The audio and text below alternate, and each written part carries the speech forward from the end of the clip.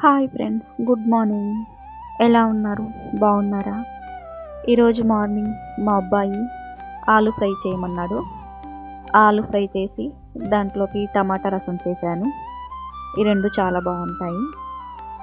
మా తెలంగాణ సైడ్ అయితే ఆలుగడ్డ అంటాము, మళ్ళీ ఇంకొంతమంది బంగాళాదుంప అంటారు.